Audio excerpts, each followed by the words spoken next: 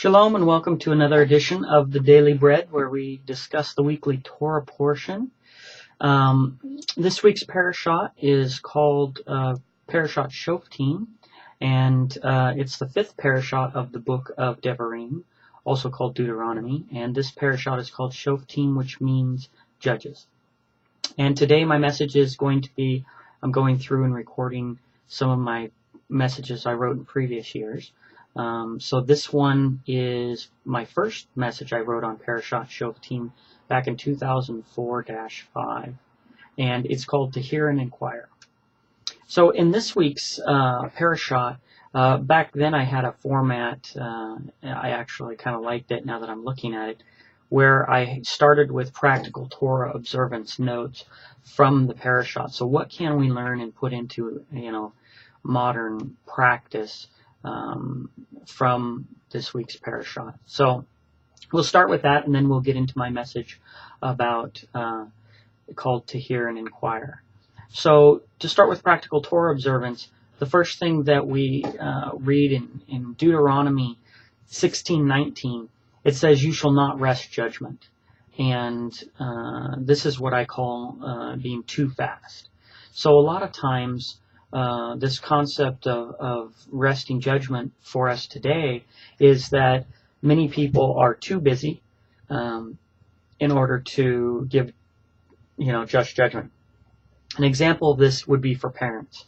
So if parents, if your kids come and ask you something, or, I have 5 kids, so, sometimes they'll come, plus a newborn baby, so 6 total.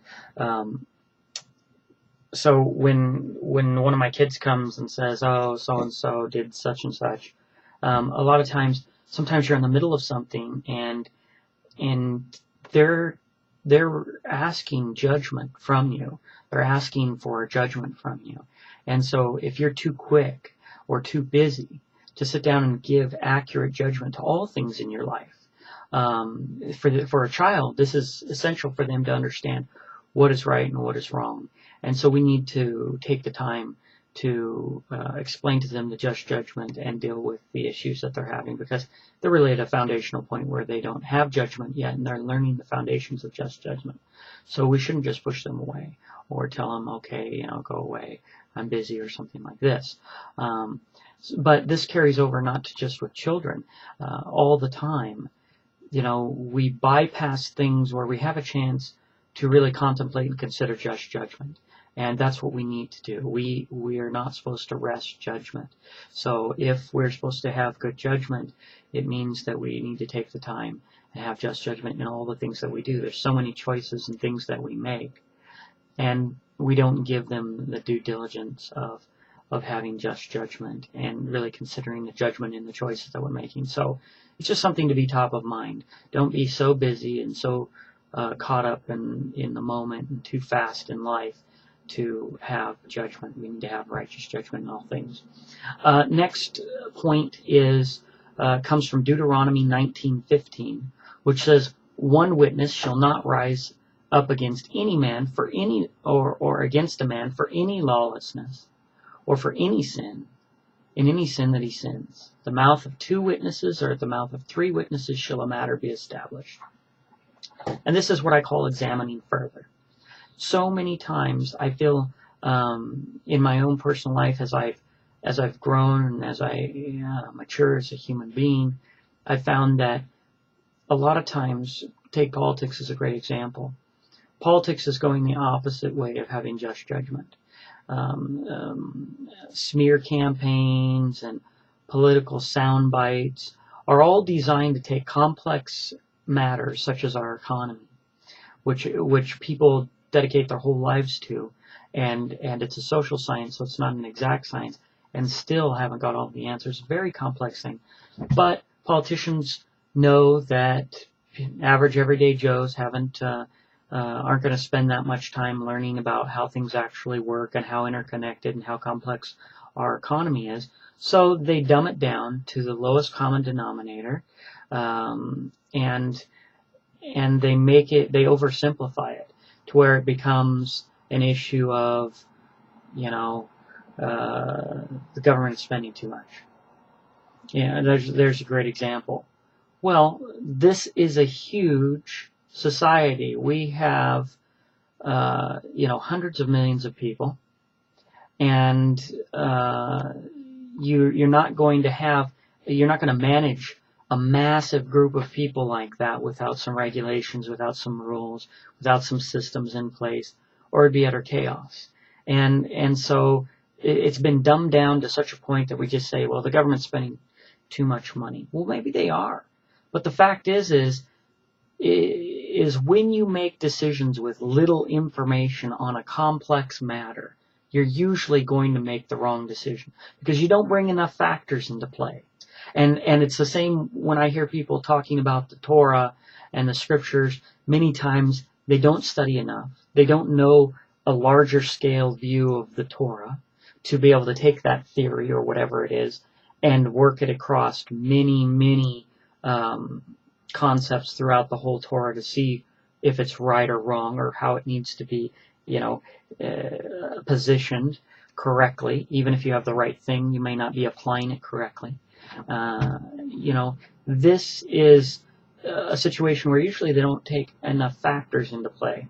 They just isolate something over here and say, well, let's just do this. Like I heard somebody say, oh, let's just, it's something like take away welfare. And it's like, well, there may be over 40 million people on using that system or more. And if you just didn't give them the money to buy their food for 40 million people, there's been revolutions that have started with a much smaller group, less than 1 million, in countries where there's extreme poverty or this and that. And, you can't it's such a naive and simplistic view to say, well, we're just going to do away with this, or we'll do away with Social Security. And then you've got, millions upon millions of seniors who will have to be dealt with, who will have serious problems. So, one thing that I see in here when it says that we have to, you can't take one witness. It's this pattern and this mechanic that you have to seek additional witnesses. You have to get more information before you make a judgment on people. And I see that as a universal rule with the Torah, that many times people hear a great theory on a DVD or some guy's teaching or podcast or whatever, and they right away want to run off and say, okay, and accept it. They haven't done their studies to see the opposing viewpoints. They haven't looked at what other people think about that. And they haven't looked to the Torah to verify if these things are true. And this creates a real problem because they're making a belief on a one witness system. And so the whole point in all of this is that ignorance and naivety are major problems in just judgment. And so a judge has to examine further witnesses. They have to, before you can make a good judgment, because if you listen to one witness, you're going to go, gosh, that sounds really good, I'm going to go with that. But you didn't hear this other witness or these other two witnesses that are saying, wait a minute, there's some problems over here with what that person's saying or with this situation. And all of a sudden with that additional testimony, you go, oh, well, gosh, I hadn't thought of that. I guess that there is a problem. And so we have to learn to examine things further and get more factors. There's always more factors. And the wider the scope, like it says, wisdom comes from the counsel of many. So as you get the counsel of many, you broaden that witness base and you get closer to what the truth is. When you have a narrow base of opinion that you're basing your opinion on, you're always going to be skewed. And so as we go to the third point of practical Torah observance, we're going to see what I call, it comes from Deuteronomy 18:9. It says, when you are come into the land which Yahweh your Elohim gives you, you shall not learn to do after the abomination of these nations. And this is what I call cleaning house. And what I mean by that, and these have multiple purposes, is that we weren't to take on the bad things that other people had done, that God didn't like. And so this goes right to the last point that I just said. A lot of times if you're learning something from somebody else, You have to know that they could either be right or wrong in accordance to God. And whether or not they line up with what you already believe doesn't mean anything. Because those are people who just want to verify what they already believe. But what they haven't taken into account that what they believe may be wrong. And if what you believe is wrong, and you just go learning and listening to other people who already think like you do, and you're nodding your head because you go, yeah, I agree with that. Well, agreement isn't going to test your understanding. Usually it's disagreement that's going to test your understanding. I learn a lot of things by arguing with people whose ideas I disagree with. And sometimes, like the other day, there was an issue I was going to make a post on, and then I went in and I try and instead of just coming off the hip and going again too fast as we learned earlier, what I do is I go back and research and say, let me just double check before I open my mouth about this. Let me go study this out. And so I went and studied it out, and I said, well, gosh, even though I have a strong case for what I believe, I do see how the case can be made for the other. So I withheld making a strong comment at that time because I said, you know what? This is a complex situation, and I can't say for sure that they're wrong, even though I don't think they are. I think the evidence leans towards me. But if I'm still weighing these items out, I'm not going to come make a hard case just because I could. And that's part of learning. And it means that I try and listen to what other people have to say, even when I disagree with them, and try and see, you can't throw the baby out with the bathwater. Many times people, I may disagree with them, but it doesn't mean they can't have points that are accurate and that challenge what I believe. I have to go back and find out if they have some validity, if there's weaknesses in my understanding, or even study to know why then that isn't right. If I can't really prove that what they're saying isn't right. When someone brings an argument against you, you need to have the due diligence to go clean your own house first. It says judgment starts in my house. You see, so when we look at God, judgment starts with His people. That means judgment starts with us. Before we point the finger at somebody else, oh, you got this bad theory, oh, you got this and that. You better go check and put your own theory in the light of, well, maybe my theory's bad, and go look. Try and disprove your own theory. You'll gain a lot of wisdom that way. Try and accept someone else's theory and prove it right instead of just proving it wrong. You'll gain a lot of wisdom. Because at the end of the day, you got to love truth more than you love what you already have in your backpack, as far as ideas and theology, or what's, how much you dislike what's in somebody else's backpack. None of that matters when you're seeking truth. What matters is I'm just searching to beat up my own ideas and see if they're true, beat up your ideas, see if they're true, because at the end of the day, all I want is the truth. I don't want to be holding on to a lie. And so this goes into this concept of cleaning house, not taking on the wickedness of other people. We do this all the time. We do it with ourselves. We hold on to bad theologies that we've been carrying around with us that don't belong to the truth. We learn things from other people that aren't the truth, and we accept them and don't challenge them and don't revisit them. We're carrying it around in our house. And when you go into the promised land, as this is talking about, you got a clean house. You got to take those wicked things out. And that requires judgment. It doesn't mean just throw everything out. I've seen some people do that. It's almost easier to say, well, gosh, instead of figuring out what this verse really means, I'm just not going to do anything like that. Well, in some ways, that's a good heart because you're saying, well, I don't want to walk too close to the line. But in other ways, you may be missing out on an opportunity to grow and learn judgment, which means knowing what to keep in the basket and what to remove. See, it's easy to just throw everything in the basket out and go, well, then I don't have to worry. I don't have to think about it. But I don't know that that's the goal. I think that the goal is we're supposed to learn judgment. In order to have righteous judgment, we have to be able to do that. So we must clean our own house, which means we always want to point to the dirt in somebody else's house. But we really have to start with ourselves and clean our own house up and make sure that our theories and our theologies are back and challenge them. Don't defend them, because the truth doesn't need your defense. The truth can stand on its own. So you can smash at the truth all you want, try and beat it up, and you won't be able to. Not with sound logic and good reasoning. And so a lot of times what happens, people just defend what they believe. But they may be defending a lie. I say, I don't need to defend what I believe. I'm going to beat it up. I hope somebody beats up what I believe in a logical, rational way. Because if I find it to be not truth, I'll expel it. and search further for other truth.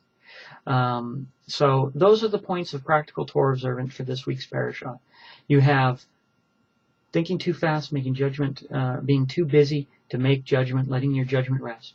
You have not looking at enough witnesses, enough factors, the concept of examining further, and then the concept of cleaning house. Being careful of what you take on from other people, and also cleaning your own house, and being careful what you accept as truth to yourself. So let's get real quick to my message here. It's a short one. It's called To Hear and Enquire. And it's based off of 3 points. These 3 points are to diligently inquire in all your gates and quick judgment. These are the 3 concepts. Diligently inquire comes from Deuteronomy 17:4. It says, and this is where I base this message off of. It says, or Deuteronomy 17:4, and it be told you, and you have heard of it, and inquired diligently, and behold, it be true, and the thing certain, that such an abomination is wrought in Israel. So this is a very interesting verse. It's talking about when you set up the just judges. It says that they've heard of it, and inquired diligently.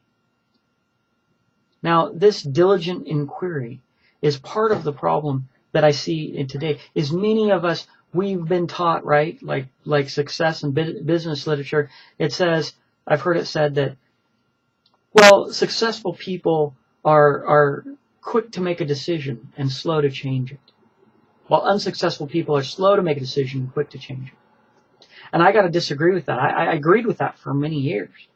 But in examining the scriptures and the Torah, I saw a different picture, and I saw that, no, just judges, as it says here, were to hear and then inquire diligently. And behold, if it be true, and the thing certain. You see, they did all this before they made their judgment call.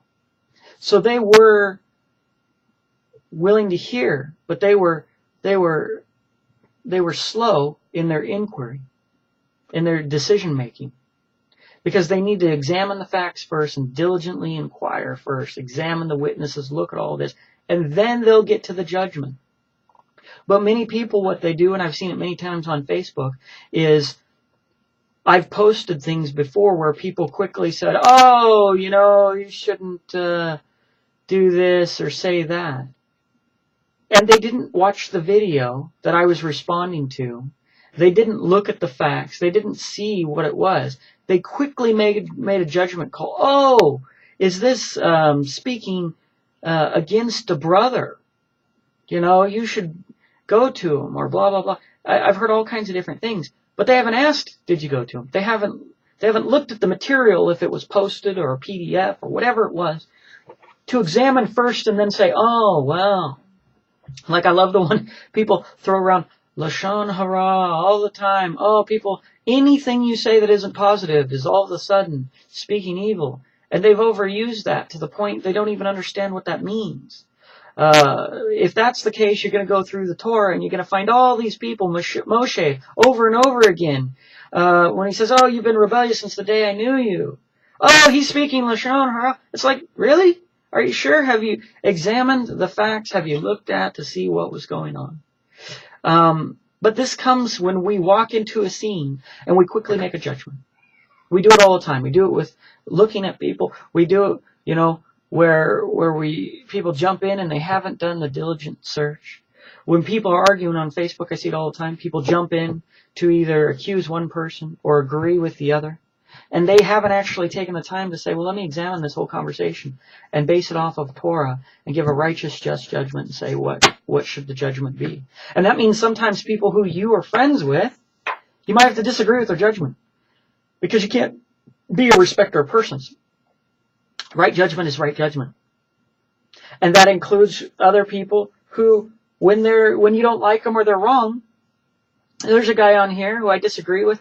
He's made a lot of personal attacks on me and some false accusations and all this and that, because I challenged him to present scriptures to prove one of his points. I don't know the guy from anybody else. All of a sudden, next thing you know, he's saying I'm a secret Muslim and all this kind of crazy stuff.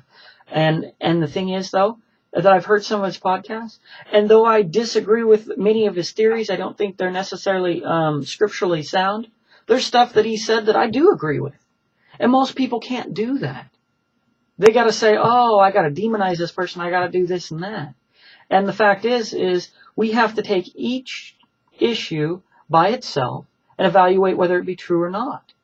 You know, you can't say, well, everything this person says, I have to make it out to be something negative. That's like politics. You know, whether you like President Obama or you don't like President Obama, I've seen things where people who don't like him, just like they didn't like President Bush, no matter what the guy does, if he sits down, oh, look at him, he's lazy, he's sitting down. If he stands up, oh, you know, look at him, he's so proud, he's always going to stand up. No matter what the person does, it's going to be painted in a slanderous way. That to me is unjust judgment, absolutely. And we're to have just judgment. We're not to give respect to a king, according to the Torah, or overly try and give respect or unjust benefit to the poor even though we were supposed to plead for them and help them. We can't twist our judgment to help them. You see, just judgment has to always happen. And so that's what we learn. So with this concept, what we see is diligent inquiry is what most people don't do. They don't inquire, they don't analyze, they don't remove all of the biases of who the person is, whether they agree with what they're saying. But go back and examine it with a clean slate according to Torah and challenge both sides. And if you did that, we're going to have a lot more wisdom. So diligent inquiry, it's not just to hear, but it's to hear and then go diligently inquire. And next we get to the concept that we get out of Deuteronomy 16:18, and it says, judges and officers shall you make in all your gates, which Yahweh your Elohim gives you, throughout your tribes, and they shall judge the people with just judgment. Now again, double meaning here. In all your gates is the point that I make on this one.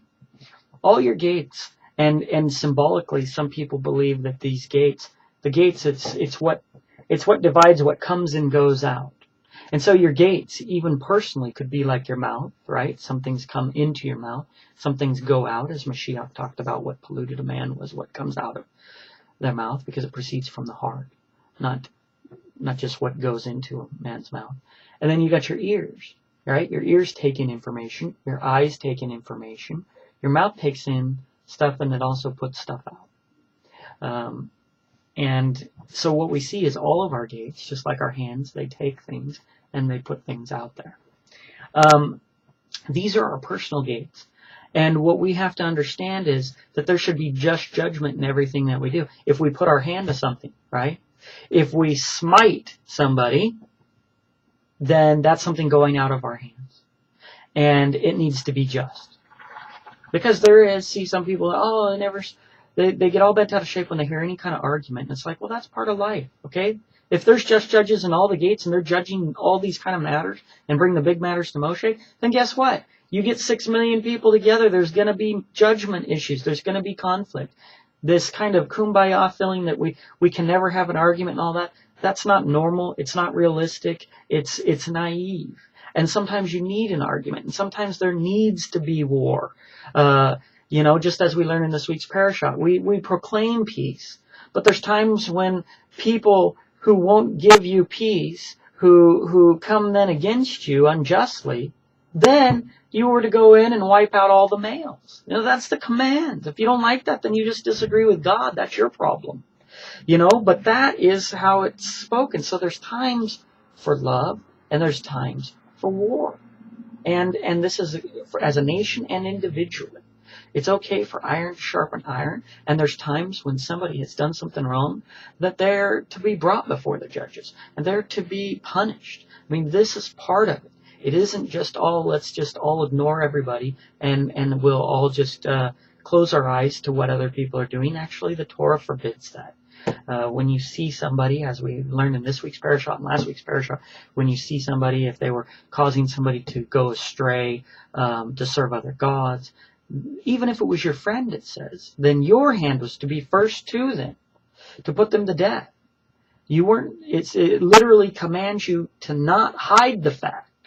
So, you could say, oh gosh, of course I'm not going to go listen to him and follow some other God, but I'm not going to tell on him. I'm just going to ignore him. It doesn't work that way. And it also doesn't mean to be the super zealot and going and putting your hand to everybody's throat who you think is wrong. Because understand, your knowledge and your wisdom is right here. You're still a child. And you don't have enough wisdom to justly judge other men very well, because you're just a man yourself growing. And so you got to balance that. Wisdom is always a matter of balance, knowing what's too much and what's too little. And it's usually a balanced thing. Just like I was talking about politics before, the problem with our country right now is the imbalance, that it goes from one extreme to the other. Oh, these guys get in control and they're going to do it all their way. Well, the country, if you look at it by votes, is divided roughly in half. So if you were really going to represent this country, you would have a balanced view that was balanced between the two halves. But instead, we keep hiring people who are extreme, so a whole half of the country, 100 million people aren't being represented, while these guys have their way. And then next time they get, and now we have our way over here, but this country, part of the country isn't represented. And that's not actual representation. If the country is a 50-50 country, the leaders should be balanced. That's what's good for the country.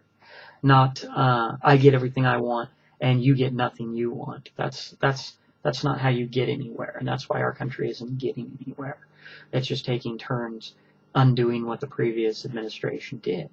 And the reason I bring up politics in that is because it's a great example of something everyone can see, but everyone can see the fruit, which isn't good, of what's happening. And it's the same way when we're doing judgment. So all of our gates are supposed to have just judgment. Everything that goes out and everything comes in. If we listen to somebody, we're supposed to judge it. Whether it's our friend and someone who we agree with, we still have to judge it and find out what's wrong with it and challenge it. Whether it's ourselves and we know we like what we have to say, we still have to challenge it and find out how it's wrong. And if it's somebody we don't like, we can't just totally shut our ears to it. We have to try and accept it and try and judge it according to the Torah and not just try and find out what's wrong with it, because then we're not being a just judge equally between the people who we disagree with, the people who we agree with. We always have to have just judgment, and the foundation of that judgment is Torah. So all your gates have to judge. Everything that comes in, comes out. Everything you say and that you hear and what you do has to have judgment. That's all your gates. Last point is Deuteronomy 17:13. It says, "And all the people shall hear and fear and do no more presumptuously." Well, doing things presumptuously, it's kind of to jump the gun. It goes back to this concept of too fast judgment. This is what I call quick judgment. Again, if they didn't diligently inquire, they're going to have quick judgment. If they're overzealous and confident in their own knowledge, they're going to a lot of times have quick judgment. I see that all the time. If they're not being just by challenging things and not being a respecter of persons, they're going to have quick judgment. Quick judgment usually is a lack of humility. It's being proud in your knowledge. It's to think that you know so well that you could just spout off the answer. And I think that's a big mistake. When it comes to dealing with the Torah and the knowledge of the entire universe, we are not even a speck of dust. As Moshe said, I am but dust. Actually, I think that might not have been Moshe. That was Avraham. When he was pleading with YHWH about how many righteous were in Sodom and Amorah. So I believe he said, I am but dust. But he still asked if there be so many. So the concept here is that when we're dealing with judgment, when we're dealing with this huge thing of the truth of the universe, we shouldn't be quick to judge. We can be so presumptuous in our own knowledge, and we need to have that stop and hear the whole matter. We need to fear YHWH, slow down and understand that when we make a judgment call, we are doing a serious thing. And it's impacting all those around us, including ourselves. And we need to be not presumptuous. So we need the diligent inquiry. We need judgment in all of our gates, no respecters of persons, and slow down, not make quick judgment. So that is my message for 2004-5. It is to hear and inquire, and not to hear and to judge. So we'll run it through a process, create a process, and the more you study Torah, the more of a filter that you'll have in that process. Once you go from hearing it, you've got to take it to the Torah. The more knowledge you have of Torah, the better the the crunching of information is going to be the analysis, so that you can have that righteous judgment come out on the other side. So I'm going to say, I hope this is a blessing to you. Let's be quick to hear and slow to judge after diligent inquiry. Until next time, I'm going to say shalom.